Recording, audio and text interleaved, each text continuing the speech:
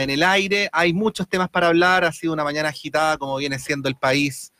Agitado es decir poco, nos quedamos cortísimos, son días, semanas vertiginosas y las queremos comentar con alguien a quien hemos recurrido varias veces en este tiempo en la radio, que apreciamos su capacidad de la mirada larga, también con antecedentes históricos que nos ayudan a ponderar mejor lo que está pasando.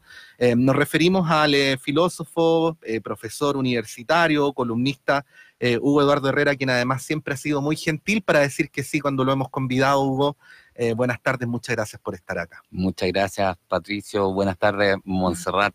Yo feliz de estar acá comentando con ustedes lo que está ocurriendo, digamos, que es muy interesante, sí, en muchos sentidos, digamos. Sí, bueno, esta primera pregunta es un poco repetitiva, ¿eh? Se la hemos hecho a todos los académicos, investigadores intelectuales que han venido, y que tiene que ver con, esto siempre en modo de hipótesis, Hugo, para que tú lo ponderes como estimes, ¿no? De un cierto contraste entre lo que nosotros como periodistas habíamos advertido en las conversaciones de estos años con investigadores, donde ellos decían: el malestar existe y el estallido no sabemos cómo ni cuándo, pero viene, en contraste con una dirigencia política que se declara perpleja, sorprendida, en búsqueda muy tentativa de algún tipo de explicación. ¿Cuál es tu análisis respecto a este contraste? Si es que compartes la hipótesis, porque puede ser que no la compartas. No, la comparto plenamente. Creo que desde distintos sectores, en los análisis más de largo plazo que se hacían, se constataba que que en el país se estaba incoando un malestar difuso, un malestar difícil de ocultar, digamos, difícil de precisar, pero que estaba ahí. Y bueno, como eventos palmarios están las manifestaciones de 2006 y de 2011, el 2011 con el acento de que el asunto se expandió de ser una cuestión específica de los estudiantes a una cuestión ya más familiar o más de la sociedad civil en general. Y estaba ahí, digamos, estaba ahí también en la pérdida de legitimidad que estaban teniendo las instituciones, en los niveles de participación que se notaban en las elecciones, en las distintas encuestas de felicidad, bienestar o como queramos medirlo, que estaban ahí. Y por otra parte, ocurría algo que afectaba al sistema político y económico. En el sistema económico uno podía decir que había un cierto contento de los empresarios con un tipo de economía que estaba perdiendo productividad. Y esto es un diagnóstico en el que coincidían desde Rafael Bergoin del CEP hasta, qué sé yo, Bocardo y Ruiz, digamos. No, estaban todos contestes en que la economía chilena venía desde el año 98 en adelante perdiendo productividad. O sea, el discurso económico, específicamente técnico-económico, estaba llevando a un estancamiento y por tanto generando las condiciones de su propia crisis. Pero no para las grandes fortunas. No para las grandes fortunas, pero sí para el resto. Para el resto y al final para las grandes fortunas, en el entendido de que un sistema económico no puede mantenerse en el tiempo sin incrementos en la productividad. Al menos en el capitalismo tal y como lo conocemos, digamos. Podría haber otro sistema. Y en el sistema político, uno también detectaba, yo hice un trabajo respecto a la derecha sobre el que hemos conversado aquí mismo, llamando la atención sobre la precariedad del discurso político de la derecha, un discurso muy simple, digamos, y algo, o muy abstracto, y algo similar cabría constatar en cierta izquierda, a la que también he tratado de estudiar, que tiene discursos muy abstractos. Entonces teníamos un malestar, y por otra parte, un malestar en el nivel popular, y por otra parte, en el nivel de los discursos por medio de los cuales se lleva la comprensión al pueblo, discurso de carácter más bien abstracto, muy abstracto. Y aquí estaban, me parece, dadas las bases para una crisis, porque comprender políticamente en qué consiste, en llevar al pueblo a articulaciones institucionales, a articulaciones discursivas, en las que el pueblo pueda reconocerse. Pero si tenemos que hay un malestar popular, por un lado, y por otra parte hay un discurso económico muy simple y abstracto, y hay a la derecha y a la izquierda discursos políticos muy abstractos, bueno, entonces estructuralmente, por decirlo así, las bases de una crisis están echadas. ¿Cuándo, cómo, dónde? Eso ya son otras preguntas que son más propias de los politólogos, digamos, de quienes van midiendo con termómetro en el día a día. Pero el asunto estructuralmente daba para una crisis, digamos. Yo la llamé tiempo atrás la crisis del Bicentenario, en analogía con la crisis que se produjo en el Centenario de la República. Y creo que nos pasamos un poco, pero ahí está, la crisis del Bicentenario. Sí. Hugo, bueno, hoy se cumple un mes del inicio de estas manifestaciones. Hay algunas personas en el oficialismo, incluso, no solamente de la oposición, que dicen que el gobierno del presidente Sebastián Piñera se terminó el 18 de octubre. ¿Cómo lo ves tú? ¿Qué margen tiene el gobierno de aquí en los 2 años que le queda de mandato? El presidente particularmente. Claro. O sea, una de las consecuencias más palmarias de la falta de carácter concreto y del déficit comprensivo, digamos, de cierta derecha de Guerra Fría, es la parálisis del gobierno. El gobierno de Sebastián Piñera, en el gobierno de Sebastián Piñera predomina todavía esa derecha de Guerra Fría, digamos, una derecha más economicista. Y con discurso económico uno puede hacer oposición o puede operar dentro del contexto de una dictadura, pero gobernar positivamente y ser consciente de lo que requiere un gobierno político y no solo administrativo o de gestión, requiere un discurso político. Entonces creo que Piñera fue presa de su propio discurso, de su propio economicismo. Y en ese sentido, en cierto modo, tu planteamiento que recoges, digamos, de lo que está en el ambiente es totalmente pertinente. El gobierno se terminó.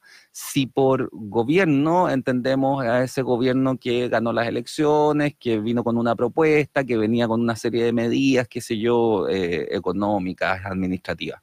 Ahora, en política siempre han dicho que hasta que uno se muere realmente, digamos, no hay muertos. Entonces, lo hemos visto en hartos casos. Claro. Entonces, y Piñera, entonces, a Piñera en todo este problema, se le abre una oportunidad. Al país se le abren muchas oportunidades, pero a Piñera también una, que es firmar la Constitución. O sea, si él se maneja con cuidado, puede terminar siendo recordado como un presidente que le dio o fue parte del proceso en virtud del cual el país se dio una constitución distinta de la dictadura. Y eso es algo por lo que la gente tiende a ser recordada. Ahora, lo paradójico es que a Piñera jamás se le hubiera ocurrido ser recordado por algo así, digamos. Probablemente le hubiera preferido ser recordado por el crecimiento económico que tuvo el país, etcétera, etcétera. Pero quizá en la mediocridad económica en la que está sumido el país, y todos los problemas políticos que ha generado el propio Piñera con su economicismo van a ser tapados hasta cierto punto por la firma de la Constitución. Y ahí Hugo, antes que tú preguntes, Patricio, ¿hay algún margen para la recuperación de su imagen, de su liderazgo? Te lo pregunto porque anoche, por ejemplo, escuchábamos al presidente con un tono muy distinto al de ocasiones anteriores. Uno ahí veía más a un presidente, como un líder, hablándole al país, reconociendo que había habido errores, que había habido falta de protocolos, violación a los derechos humanos, en fin. ¿Tiene algún margen de recuperación el liderazgo del presidente en este contexto de crisis? Mira, yo creo que lo que se logró la última semana, la semana pasada, digamos, fue bien raro porque como que se alinearon los astros en cierto modo. Piñera desde el domingo venía mostrando incapacidad política hasta el mutismo, o sea, se había quedado callado, no tenía qué decir hasta cierto punto. Bueno, trending topic número 1, todo el día de ayer, ¿dónde está Piñera? Claro. Y el anuncio del mensaje presidencial fue tipo 5 de la tarde, incluso hay algunos que hipotetizan que fue en respuesta a esto que circulaba profusamente en las redes sociales, o sea, para decir algo. Claro, igual había rumores desde el viernes respecto a que Piñera iba a hablar. No se sabía cuándo, pero en algún momento del fin de semana, pero a último momento. Pero si uno se fija como que estos silencios del presidente, el que no tiene mucho que decir mejor que calle, bueno, parece que lo usó este adagio, lo siguió, y Y hubo como un entendimiento que tuvo algún nivel de coordinación, pero en donde ante el silencio del presidente el Parlamento operó. Y los Marios Desbordes, digamos, los Elizalde, operaron. Y estuvieron 2 días, digamos, negociando el pacto que da las bases para la nueva constitución. Entonces, en ese sentido, creo que si Piñera logra mantenerse en esta relación cuidadosa con el Parlamento, podría efectivamente recuperarse. Más si va poniendo medidas que permitan aliviar la situación a los sectores que están en condiciones más precarias, los jubilados, qué sé yo, los estudiantes endeudados. Creo que tiene todavía margen para operar. Ahora, esto requiere que el presidente abandone su pensamiento economicista con el que llegó al gobierno y repare en la importancia simbólica de la figura de la presidencia de la República, digamos, que es algo muy distinto a lo que él está acostumbrado a hacer. Digamos. El presidente que casi lo muerde un lobo marino no es un presidente consciente del papel simbólico de la presidencia de la República, un presidente que llama a la guerra tampoco es un presidente. Pero en el último tiempo, y parece que del apaleo, digamos, que sufrió él en lo personal, parece estar despuntando, esperemos, digamos, algo así como una conciencia respecto al papel simbólico que le cabe a la presidencia de la República en una crisis, sobre todo. Estamos conversando a esta hora de la tarde con Hugo Eduardo Herrera, filósofo, columnista, profesor universitario. Lo decimos también para quienes nos preguntaban, que se estaban sumando recién a la transmisión por Facebook Live, quién es nuestro entrevistado. Bueno, estamos en el Facebook Live de la Radio Universidad de Chile, estamos en el 102.5 y estamos también para todo el mundo en internet a través de radio.chile.cl.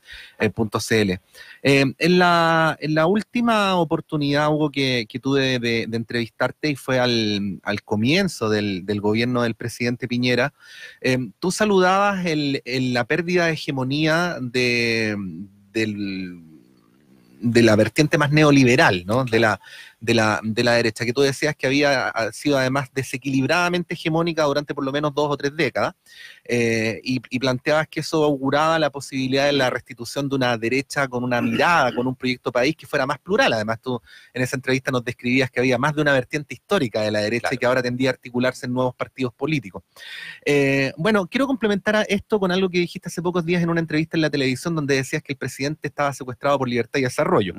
Quería pedirte ahí una reflexión y un contraste, ¿no?, respecto a qué sería un gobierno de derecha en este contexto que se hiciera cargo del problema que tiene el país, en comparación con lo que sería este modelo de derecha de un presidente secuestrado, para usar las palabras de Herrera y no las de López, por una mirada sobre el país más bien economicista y privatizadora.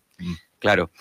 A ver, efectivamente, la derecha es mucho más amplia, o las derechas, digamos, son mucho más amplias que la versión que ha predominado en las últimas décadas. Ahora, yo tenía esperanza al inicio del gobierno que las otras derechas tuvieran un papel mayor, dado que lo estaban teniendo a nivel de partidos políticos, de dirigencia, etcétera, dentro del gobierno. Pero Piñera en esto ha sido pertinaz, porque hasta el último gabinete, digamos, no ha dado el giro, porque no incorporó, por ejemplo, un ministro del Interior político o con autonomía política. Entonces, la sospecha que uno tenía es que Piñera sigue con su visión economicista y no está pensando en política. Mencioné a Libertad y Desarrollo porque creo que ese es un instituto claramente partisano, que es financiado, digamos, por economistas, pero no por es financiado por empresarios, pero no por meros empresarios, sino por empresarios ideológicamente cargados, digamos. O sea, uno puede distinguir, en todo el mundo hay empresarios, digamos. En Alemania hay empresarios y en Estados Unidos hay empresarios, pero en Chile hay un tipo particular de empresarios, de los que Delano y Lavín son el paradigma, por decirlo así, que son ideológicamente motivados, que probablemente están relacionados con los que fueron a Chicago, qué sé yo, y quedaron entusiasmados con eso, y que pueden ser llamados algo así como empresarios orgánicos, porque ellos son empresarios ideológicamente motivados por la ideología de Friedman, qué sé yo, y en todos los ámbitos, en su éxito empresarial, por decirlo así, ellos ven una realización de su ideología.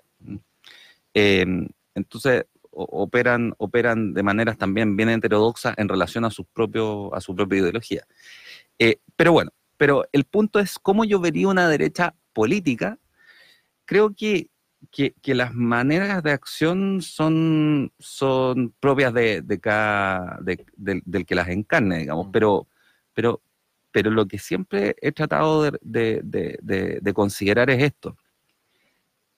Pensemos en momentos históricos, del siglo XIX, qué sé yo, de las décadas de la República Conservadora. Andrés Bello, Manuel Montt, qué sé yo, Diego Portales, fundan una institucionalidad. Uno puede decir es un poco autocrática, qué sé yo, para el gusto de hoy día es totalmente desfasada, estaría totalmente desfasada, pero dado el hecho de que el pueblo era muy pasivo en esa época, logran atisbar un orden y crean institucionalidad, una constitución, un código civil, instituciones como la propia Universidad de Chile, qué sé yo.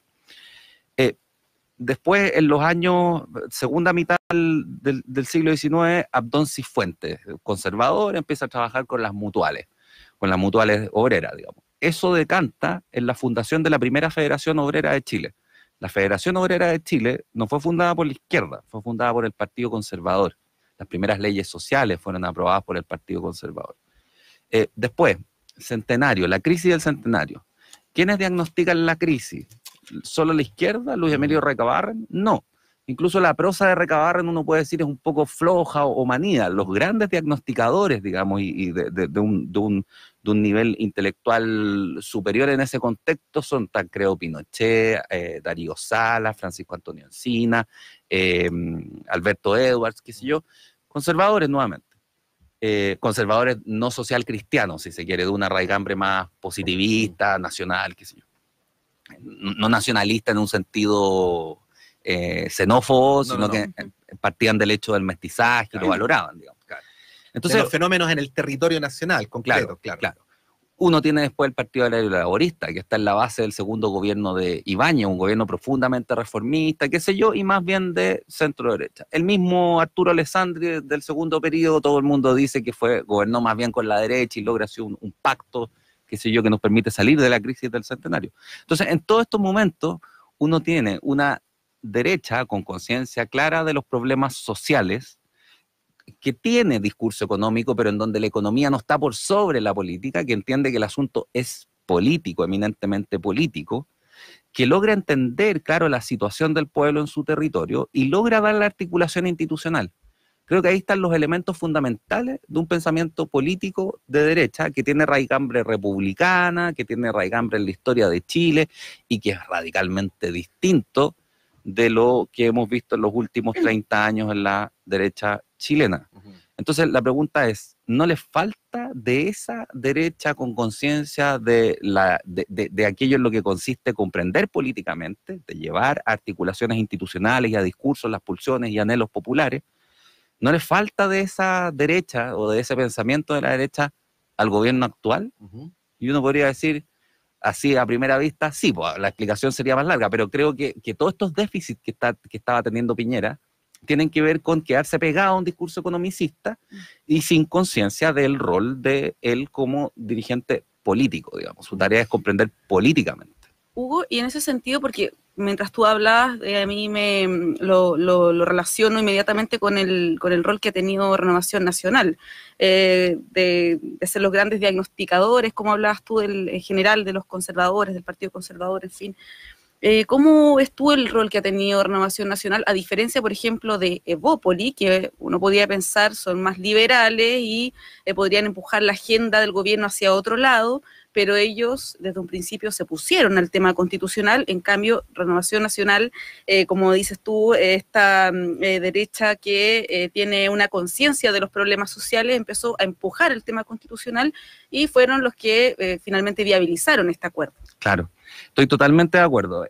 Hacia un tiempo atrás, Hernán Larraín, hijo, se enojó conmigo porque yo dije que los Evópoli eran hijos de Jaime Guzmán.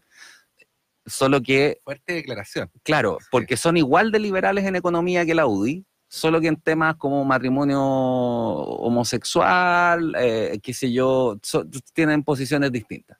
En temas morales, aborto, qué sé yo, tipos de matrimonio, tolerancia a los derechos reproductivos y sexuales, son liberales, mientras la UDI es más conservadora, la mayoría, digamos. Entonces, son el correlato perfecto de esta UDI.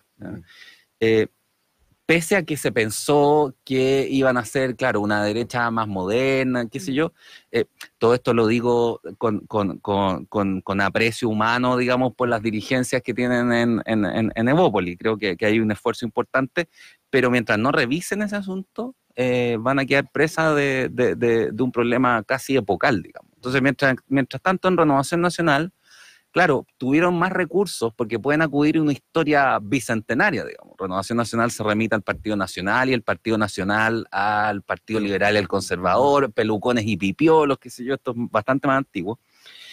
Y tienen más recursos ideológicos a los cuales acudir. Entonces me parece que lo que ha hecho, yo te decía hace un momento, claro, cómo esto decanta, cómo este discurso decanta en la práctica depende de las personalidades, pero creo que Mario Desbordes ha sido la mejor muestra de un pensamiento político realizado en el contexto de crisis política, donde las herramientas económicas no sirven, digamos, donde se trata de política. Y claro, no es casualidad que venga de Renovación Nacional, que es precisamente un partido que tiene raíces no solo en un pensamiento económico, sino también en un pensamiento político. O sea, entienden que el problema político es el problema de cómo construir una institucionalidad en la que el pueblo participe y se reconozca, digamos. Eso yo creo que es lo que le falta todavía a Evópoli. Ahora, por supuesto, esto está partiendo, es un partido muy pequeño y muy joven que puede reperfilarse. Lo mismo uno podría decir es lo que ocurre, es lo que cabe señalar de la UDI, digamos, porque uno ve que hay una disidencia importante que tiene que ver también con esto, con que hay una juventud o sectores más jóvenes que son conscientes de que estamos ante un problema político, no solo económico. Sí, Hugo, mientras tú argumentabas y a propósito de la última pregunta de Montserrat, me he acordado de las reflexiones que hacía Carlos Larraín cuando hacía una defensa no del latifundio en sí mismo, pero del tipo de relaciones sociales que se dan en el latifundio, donde él explicaba que independientemente de que la posesión de la tierra pudiera ser muy desigual, había una convivencia cotidiana entre clases sociales, había relaciones entre personas que se veían la cara, y ambas al fin y al cabo, o al menos quienes eran los propietarios, trataban de tener una mirada respecto a todos los que pertenecían a ese grupo y no solamente respecto a quienes estaban en la casa patronal, lo vamos a decir de esa manera, ¿no? Claro. Y lo contrastaba con el modelo neoliberal donde él decía, declarándose antineoliberal, Carlos Larraín además, ¿no? Donde decía que en el modelo neoliberal las personas que pertenecen a los estratos menores de la población tienen poca o ninguna importancia. Resurge esto porque tiene hoy día el país el desafío de construir una constitución que se haga cargo de algo que hemos visto en las calles, que probablemente hay que ponderarlo más cualitativamente, pero que es de una inmensa mayoría que se siente fuera, o sea, de gente que de Las Condes marcha hacia la Plaza Italia, cuestión que no habíamos visto nunca antes, ¿no? Y eso no es un país, al fin y al cabo, ¿no? O sea, podemos llamarlo de otra manera, pero país no es. ¿Cómo es la capacidad de la derecha actual de poder avanzar en esa dirección, precisamente en nombre de los testimonios históricos de los cuales tú dabas cuenta, cuando al mismo tiempo sigue siendo una derecha, y no solo la derecha, porque uno también podría hablar de sectores de la concertación, que están altamente cooptadas por el gran empresariado? Sí, a ver, yo creo que aquí son varios problemas, porque uno puede decir, por una parte está la influencia usual del gran empresariado en cualquier democracia occidental, digamos. Segundo, este empresariado más ideológico, que fue tan importante sobre todo antes de la nueva ley de financiamiento de la política. Por otra parte, hay un componente de clase en la constitución de las oligarquías o de las dirigencias partidistas, y esto vale desde el Frente Amplio hasta la UDI, digamos. Uno no ve ahí... pobres. Mario Desbordes sigue siendo, habiendo estudiado en un liceo, sigue siendo una anomalía válida para cualquier partido en Chile. Sí. No. Entonces hay un componente oligárquico. No digo que esto sea necesariamente malo y que haya que matar a los cuicos, digamos. No es eso. Es que hay que hay que preocuparse, así como el problema de la cuestión de género, hay que tematizarlo porque hay una marginación naturalizada. Creo que hay que tematizarlo, digamos. O sea, el problema de cómo se componen las oligarquías es un problema políticamente significativo. Entonces, así como hay que preocuparse del financiamiento de la política, así como hay que preocuparse de establecer separaciones institucionales entre el dinero y la política, así como hay que combatir los monopolios y los oligopolios, o controlarlos cuando se trata de monopolios naturales, digamos. Bueno, así también hay que ponerle el ojo, digamos, a la composición de las élites de los partidos políticos. Porque de lo contrario se nos produce un problema hermenéutico. Si al final la política es eso, es un problema comprensivo, de cómo llevar a estos pensamientos más abstractos la situación del pueblo en el territorio, pero sin que los pensamientos terminen desconociendo al pueblo en su territorio, sin que las instituciones terminen alejándose tanto que ya no los conozcamos. Entonces, cuando las élites son muy de clase, se pierde esa conexión. Mientras que si tú eres vecino de clase media, en una situación de clase media, o eres un dirigente de partido que vive, qué sé yo, en una zona precaria, tú conoces mucho mejor lo que está pasando, digamos. No es de maldad, no es necesariamente clasismo lo que está detrás, sino que hay un problema de distancia hermenéutica. Y aquí me gustaría marcar el punto en otro problema que se ha perdido casi totalmente de vista, porque estamos tan alienados, podríamos decir, que ni lo vemos. Uno podría preguntarse esto: ¿por qué fue el metro el objeto desencadenante del alzamiento, digamos? Uno podría decir, bueno, porque hay una conspiración de venezolanos que incendiaron al mismo... Ya, bueno, pero dejando el tema policial al lado, ¿por qué resulta que se quema el metro y no se produce una ola de indignación contra los que quemaron el metro, sino que una ola de ebullición social? Salen todos a la calle a protestar, digamos. Nadie condenó, en verdad, claramente el asunto del metro, salvo bueno, pero fue decantó el malestar social. ¿Cómo puede explicarse uno algo así? Y la verdad es que yo no me lo explico, salvo a riesgo, digamos, una explicación que es la siguiente, que es que tampoco aquí me estoy arrancando totalmente con los tarros. Katia Araujo ha hecho un estudio sobre el asunto y creo que es muy valioso, pero el metro, a la vez que es el orgullo mesocrático o del Santiago mesocrático, el orgullo del Santiago mesocrático, porque es, qué sé yo, la modernidad, la unidad de todas las comunas, qué sé yo, es también la mejor expresión de la alienación a la que nos conduce el urbanismo exacerbado. En el siglo XIX, Chile fue diseñado como un país centralista, pero fue pensado así, y así combatieron a los ensayos federales y Portales, qué sé yo, era centralista. Pero había una decisión, había una concepción política. Hoy día Chile es mucho más centralista que en el siglo XIX, que en el mejor sueño portaliano, digamos, es mucho más centralista, pero por desidia, por abandono, porque no le importa el tema del centralismo y de la integración del pueblo con su territorio a las élites. Hoy día el centralismo es por defecto, por decirlo así. Simplemente no ha habido un pensamiento institucional o de la institucionalidad territorial del país, y resulta que entonces las provincias que son decapitadas y los provincianos nos venimos a Santiago, porque en Santiago hay mejores condiciones laborales, qué sé yo, lo que sea. Porque al final la vida transcurre en parte importante en Santiago. Bueno, pero ¿no se pierde algo ahí? No sé, yo soy de Viña. El mar se perdió. Y el significado que uno experimenta al pasear por el mar, yo de repente, y me pasa a menudo, me siento encerrado aquí en Santiago. Uno para salir de la urbe, de los edificios, qué sé yo, tiene que arrancarse, no sé, al santuario de la naturaleza, le dicen, porque no hay parques, porque parque le llaman a un bandejón central, digamos. El parque forestal en cualquier parte del mundo es un bandejón central, no es un parque. Sí, en Buenos Aires sería muy triste ese pedacito, ¿no? Claro, sí, claro. Entonces, sí, claro. Pero la cuestión del territorio, ¿quién la releva? Y creo que una buena explicación para la cuestión del metro, nuestro símbolo, digamos, es que el metro, a la vez que es símbolo de integración, de bienestar mesocrático, qué sé yo, es el símbolo de la alienación urbana, que lo sentimos como en el fondo de los fondos y no lo logramos tematizar, digamos. Pero quizás hay ahí una manera de entender el asunto. Entonces, chuta, de nuevo estamos hablando ahí de una cuestión de comprensión política, digamos.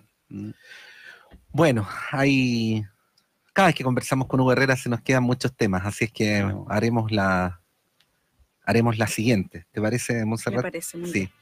Hugo, muchas gracias por haber venido. Muchas gracias, Patricio. Muchas gracias, Montserrat. Son las 12 con